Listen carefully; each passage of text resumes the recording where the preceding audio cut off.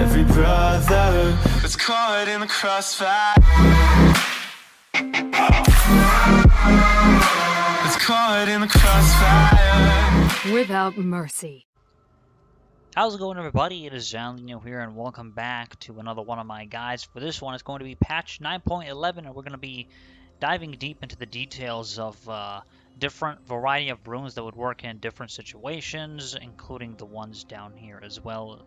The ones down here are very fast. I'll explain that. We're also going to be explaining item choices, when you should get Hex Drinker, when you shouldn't get Hex Drinker, when you can just instantly go for Gunblade into Oblivion, etc, etc. So I'm just giving you a bit of context of what this video is going to be. And we're going to start first with runes. There is in no way I wouldn't go with Electrocute in Domination, because it is pretty much the solid option for trading in lane. However, there are some games where you cannot trade in lane because the champion's just too oppressive, and that happens. Katarina has a lot of unfavorable lane matchups, so I really think instead of this keystone, it is actually better to go Conqueror against matchups where you're not going to be very aggressive during the laning phase, or it's really hard to be aggressive in the laning phase. A good example would be Azir.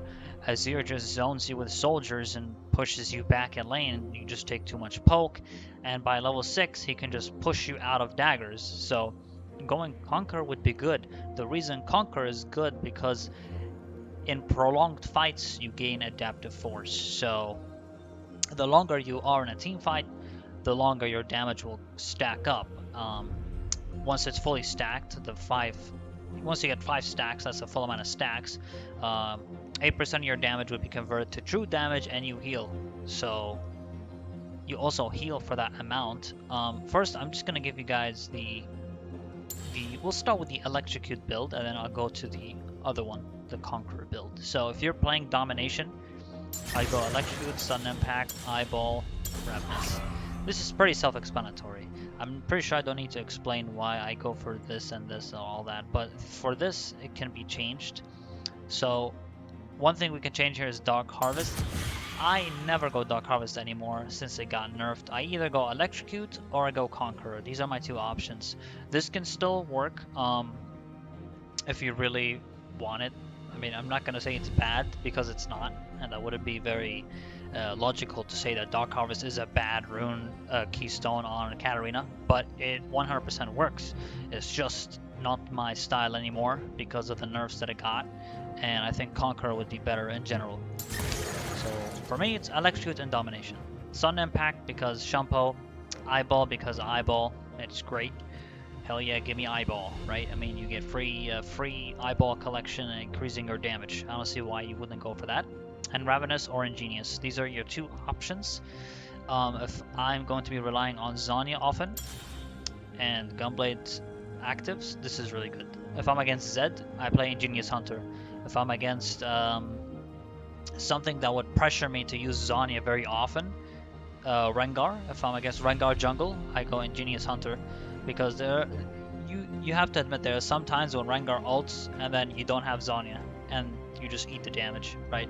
So this really helps you get Zhonya.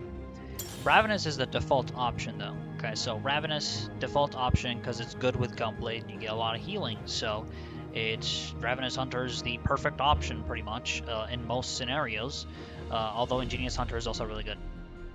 Now I'm going to be talking about secondary. There's actually a lot of different secondaries that we can use here. Sorcery, Precision, Inspiration. We get to choose out of the 3. So remember, this is with Domination. So with Domination, what I would go is either Precision or Sorcery. I rarely go Inspiration. I never go Inspiration, actually. Pretty much never, but I'm not going to say it's bad. It just doesn't fit how I play the game. But if you are against Zed and you really want an early stopwatch, this is good. You can go Perfect Timing and you can go Biscuit. Biscuit will help you sustain lane a bit better, although you can go whatever option you want here, but stopwatch for against the Zed is good early on. But you can also go Minion Dematerializer and have like better lane control. You can use that on the cannon wave because Katarina It doesn't have the best wave clear early game, like pre-level 6 or wave clear. The damage she deals to waves is not that high, and she doesn't exactly have wave clear abilities besides her Q, and then she has to position herself on top of the dagger, which would be putting yourself in a position to get poked. Meaning that if you Q a minion and then you E on that dagger, if there's an enemy S here, he's just gonna put soldier, attack, attack, attack. There goes half your health. Wow, that was fun, wasn't it? So the main dematerializer kind of helps with that. A lot of times, like when you're playing Katarina, you just don't have the lane presence against some matchups. So it's important to understand that main dematerializer would work if you go inspiration. However, here's best option for me: these two. Okay, so we go Absolute Focus, Gathering Storm. Why? Because Gathering Storm racks up AP throughout the game. Absolute Focus helps you with early trading. So if you are going to be playing aggressive, I start Longsword on Katarina, so I like to be aggressive. This is actually very good. If you're going to be playing aggressive, and as the game continues on, you'll be getting free AP through Gathering Storm. So I mean, it's phenomenal, and you get quite a bit of AP. So it's not the worst option to go Absolute Focus Gathering. It's the standard for sorcery. Celerity is an option, but why would you go Celerity when you can go Absolute Focus and get free damage? Like, I would rather go for this than this. There was a time where I would go for this, but not anymore. All the other options are really not that good, except Nullifying Orb, because you get free Magic Shield, which is like a mini Hex Drinker kind of. Like against Syndra, some people might suggest going this, but even against Syndra, I just go full Snowball mode, and I just go Absolute Focus Gathering if I'm against Syndra. Or against Syndra, you can go for the Precision route. So we've explained this. Now in this path, you go Triumph or Kudura and Kudura together. Or, this is your first option. The other option will be Triumph and Legend Tenacity, which is, by the way, phenomenal against matchups where there's just too much crowd control, man. Like, crowd control, everyone knows, is Katarina's biggest enemy. So going Legend Tenacity plus Merc Treads in a game actually really helps. If you're against Lulu support, every time I'm against Lulu, I play this, literally, this rune page. Triumph, Legend Tenacity, if I'm against Lulu. Lulu support is just too much to deal with. Polymorph takes way too long. It's just an obnoxious kind of game. So going Legend Tenacity would be very good against that. But the default is Triumph Kudura. Triumph really helps because once you kill people, you get back free health and extra gold. So it's not entirely awful. But the Precision route is very focused on Triumph, because without Triumph, you would never go for Precision. Let's be real. Kudura has been nerfed from before, but the reason this tree is good for Cat is because of Triumph. So you want to always have Triumph and then either Tenacity or Kudura. That's what I would recommend. So that's for Precision. Talked about Sorcery. Resolve, I would just put a giant X over this. There's literally no reason to go for this anymore. It used to be Second Wind and Bone Plating. You could go for them together, which really helped against poke kind of games, like where you get too much poke during lane. But this is useless now. Honestly, I don't even see the point of going for this. By the way, if you think Revitalize is good with Gunblade, it's really not. Heals and Shields you cast 5% stronger. It's really not that amazing compared to the other selections, okay? So we also talked about inspiration, so you can also go Magical Footwear if you wish instead of Stopwatch, but like, again, like maybe I wouldn't put an X over this. I'll put it like halfway. That doesn't make much sense. Halfway, whatever. All right, like this is a 50% scenario where people would go for this. Okay, like maybe even less than 50% because it's not really that great compared to Sorcery and Precision. But yeah, this is the default. This is the default rune page right here with the Domination and Sorcery default. Other default is this: Triumph and Kudura. And yeah, I know I'm saying Kudura wrong. I don't know. People have criticized me of saying it wrong. I don't know how to say it anymore. I give up. So I'm just gonna call it Kudura. Okay, so as a focus, Gathering is what I would go for now. And obviously down here you go double Adaptive Force. You have no reason to go attack speed. You have no reason to go CDR. You're Katarina. You want damage, and going more damage will help you trade better early game and mid game and all that stuff. So it's good to just go full damage on here. Don't go for this. Don't go for that. If you want armor and Amar, just pick it down here. If you're against AP, obviously pick Amar. If you're against AD, Zed, Talon, etc., Yasuo, go armor. It's quite simple, really. And that's pretty much the rune selection for this. Now I'm going to be talking about precision. Let me remove this as well.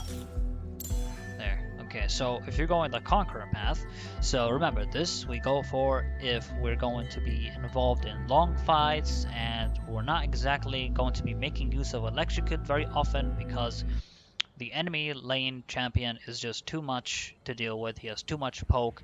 It's just a very annoying lane. So in annoying lanes, it is actually better to go Conqueror. Conqueror is good against someone like Azir. If you ever go against a Lee Sin mid, by the way, Conqueror is actually good because he just trades you with auto attacks, and you're going to be hitting back with auto attacks pre-level 6 as well. So Electrocute, he could just potentially shield it, or he'll just proc at one time and retreat, but then there's this thing called retreat damage. As you're retreating, you take damage, and the amount that you trade for him with Electrocute compared to the amount that he damages you with basic attacks and Qs and Es and auto attacks is just, you can't even compare. So if you're really going to be trading a Lee Sin mid, for example, Conqueror is good. If you're going to be trading a Azir mid, Conqueror is good. Prolonged fights, basically, Conqueror, prolonged fights where you're not going to be making use of Electrocute as often during the lane. Electrocute's really good in lane mostly, and outside of lane, I guess, to some extent. It's still good, but like Conqueror is good for long fights, and stacking it up is really good. So, anyway, Conqueror, Triumph, Legend, Tenacity, Kutura. There's no reason to go Bloodline or Alacrity, by the way. Just go for the Tenacity on this one. You should go for this if they have CC, for the most part. And before you think, well, what if they don't have CC? I could just go Bloodline. Instead, it is actually good to go Taste of Blood. Believe it or not. Taste of Blood's actually good because you heal when you damage an enemy champion. There's like a compensation for not going Bloodline, right? So you go for Taste of Blood, plus you go for Ravenous Hunter. So you get more healing with Ravenous and Taste of Blood. So you can 100% do this.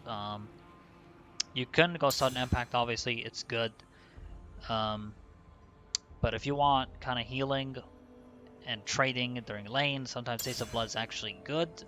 Sudden Impact's also good generally because you get free magic penetration for a few seconds. So both these options are good, and Ravenous is also solid as well.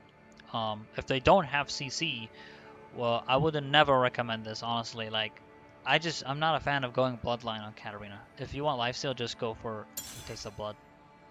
So that's what I would suggest. Plus, you get way more healing on Taste of Blood compared to Bloodline, which is, you have to stack it up. But Tenacity makes more sense. They're bound to have CC, let's be real. For the most part, people are going to have crowd control. Every time you play Katarina, there's always people who have CC for you. So it's good to go this path if they have crowd control. But yeah, generally, this is how you would do it. You can also go Precision plus Sorcery if you wish. But if I'm gonna go this path, I really like to go this route with Ravenous Hunter and Taste of Blood. If I really don't want the lifesteal, I can go Sudden Impact. Both these two options are good with Ravenous Hunter, so that's what I would suggest.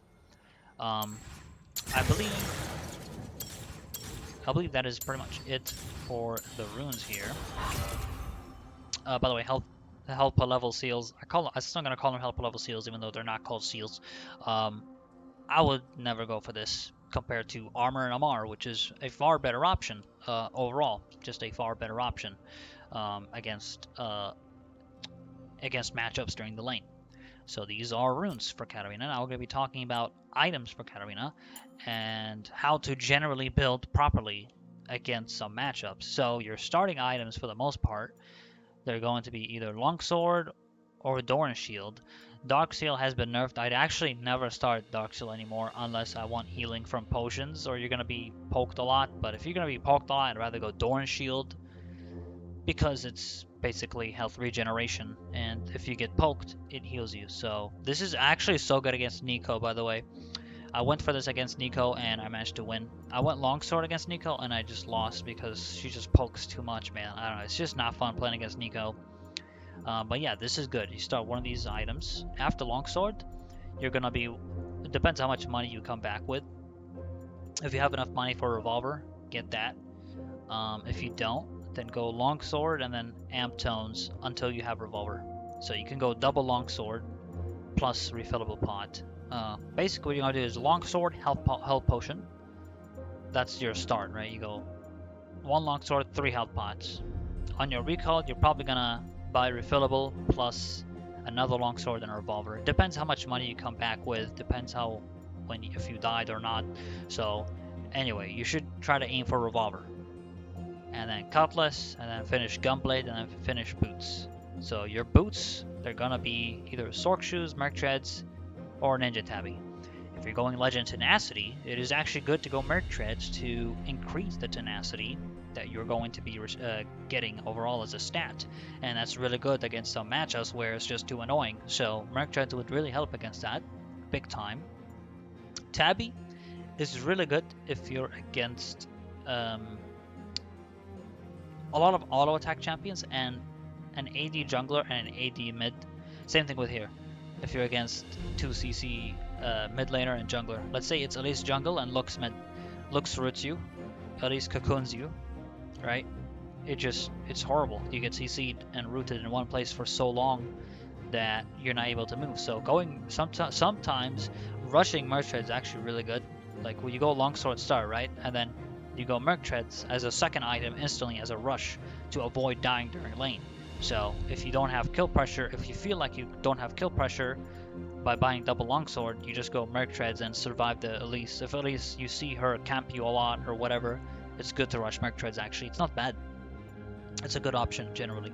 But Sork shoes is your main shoes because free magic penetration is always good on Cat, and the amount you get here is 18 compared to Oblivion Orb, which is 15. So you do get more magic penetration in general because of Sork shoes. But anyway, it's really good to go Gunblade, Sork shoes, and Oblivion Orb. That's like your early game, mid game snowballing items, and it just does a lot of damage because you have 2 magic penetration items that are it's just a lot. And it's so fun to just melt people. This is basically your core early game build. Gunblade, Sork shoes, Oblivion Orb. Not Morello, Oblivion Orb. We don't rush Morello here. After we buy Oblivion Orb, so now you have 3 items, yeah? Gunblade, Sork shoes, Oblivion Orb. After Oblivion Orb, you want to get Zhonya's Hourglass. And it's actually really good to go the secret path instead of stopwatch path. You only go stopwatch path if shit's getting really annoying. If you're against Zed, etc, etc. Hell, sometimes you might even skip Oblivion and instantly go stopwatch into Zhonya because stopwatch is such a good counter in general to Zed. But yeah, the standard one is Oblivion into Zhonya, and then finish Oblivion Orb. If they don't have a Mar, you finish Oblivion Orb into Morello. If they do have a Mar by this time of the game, it's better to go Void Staff, and then finish Morello after you finish Void Staff. So here it heavily depends on what they build, what they have, and then play around that based on what they build.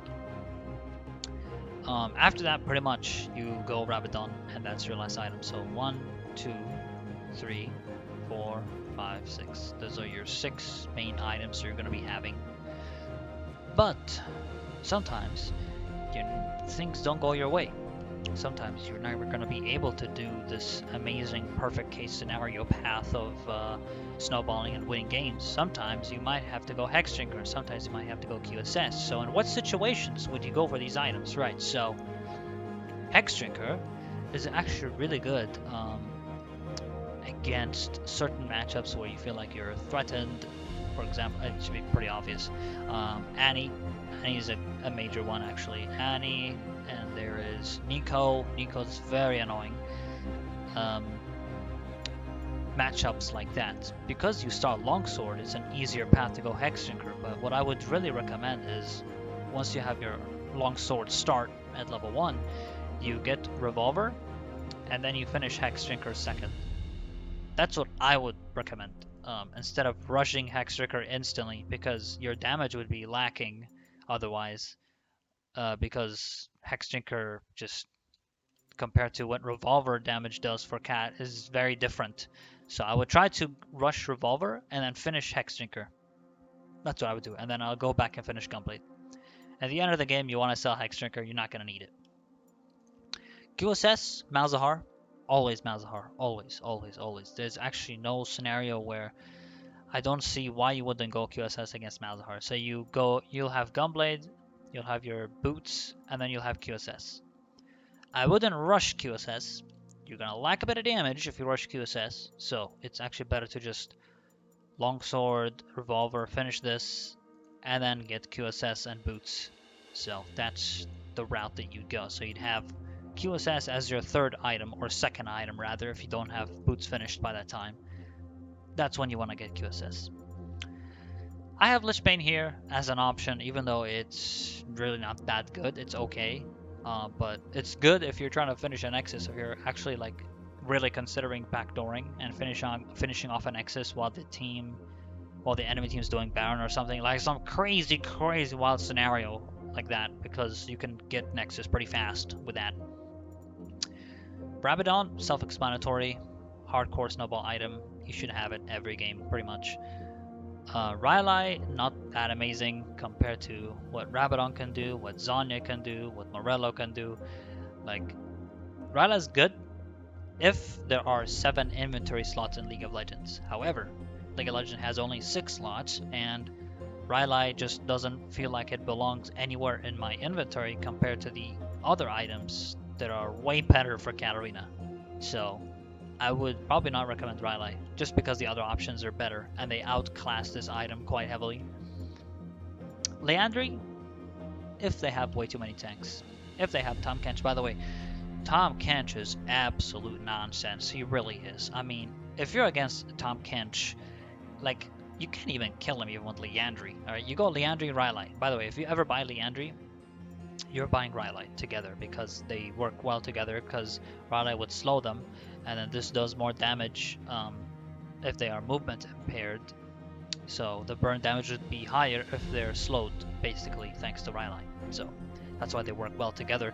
But generally, if you're going Rylai Liandry in a game, it's just not a good game, dude. It is not fun. It is agonizing. It's torture. You're against Tahm Kench, Sejuani, let's say Zac support, even though that's unrealistic, but okay. But like, what do? I mean, sure, you can try to hit their back line, but they have so much front line that it's so hard to hit their back line, and especially if their back line's fed, it becomes a very hard scenario to win. So generally, it's just a bad game if you go Liandry Rylai, even though sometimes you will be forced to do that because their front line is all they have, and their front line is carrying the game. And I hate games like that. You hate games like that. Every Katarina player in the world hates games like that, but they happen, so we have to be ready. We have to be ready for even the worst kind of games that could potentially happen.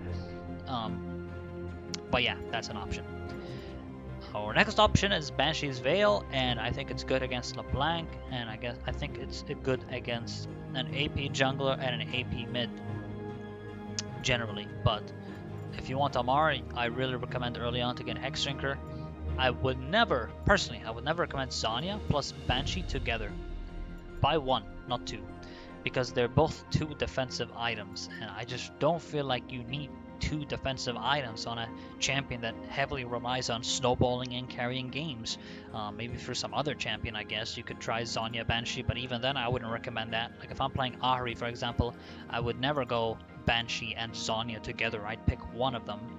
And usually Zhonya is the better option because it leaves you in a status, and I think that's much better to just engage with Cat and then pop Zhonya. There are some situations where you can engage with this item as well, so overall, as a whole, it's great. So I would just recommend that, but Banshee is good still if you're against Evelynn and LeBlanc mid. If you really need the MR, it's really good to go for this after. Like, you want to get Banshee the same time you get Zhonya. So you go Gunblade, Boots, Oblivion Orb, Banshees Veil. The same way with Zhonya. Gunblade, Boots, Oblivion Orb, Zhonya. So just like literally swapping these two in terms of build path. But that's how I would do it. Finally, you get Elixir of Sorcery. Pretty self-explanatory by end game. and that is pretty much the entire build. If you are really thinking about what kind of matchup you feel like not very confident about matchups, be sure to check out my Katarina guide, which I will show right now. So ladies and gentlemen, here is my Katarina guide, updated for patch 9.11, and onwards I update it pretty much every patch. And here are the matchups. This is what I was talking about. I put some time into the matchup, so if you're really questioning how to beat a certain champion and what kind of threat level they're in, it's all here for you to see. And you can see this guide in the description down below on this video, so be sure to check it out. It includes the easiest matchups up to the hardest matchups, like Yasuo, Anivia, Vladimir. Galio is a major one, by the way, and like, for example, Galio. With Galio, I wouldn't even bother going Hex Drinker because he really doesn't do damage. He's just an annoying champion during lane. So like Merchants would be good here, so I explain it here. You guys can see for yourself. And of course, the full guide's all down below that you can also see for yourself. Yeah, that is pretty much it for today's video. Hopefully this video has helped out. I've been wanting to do an updated Katarina guide for some time because I know a lot of people are probably still wondering like how is Katarina played right now and the runes and all that. So I pretty much gave you guys a foundation of all the kind of runes that most players would use through sorcery, through precision, through inspiration, resolve being the least one used by Katarina players, or none actually. But those are, I've given you guys a foundation of most people, what most people would use for Katarina's runes right now, and what I use for Katarina runes right now, including item build paths, etc., etc. But yeah, I'd like to thank you guys so much for watching, and I'll be seeing you guys on the Rift. Peace out. Whoosh.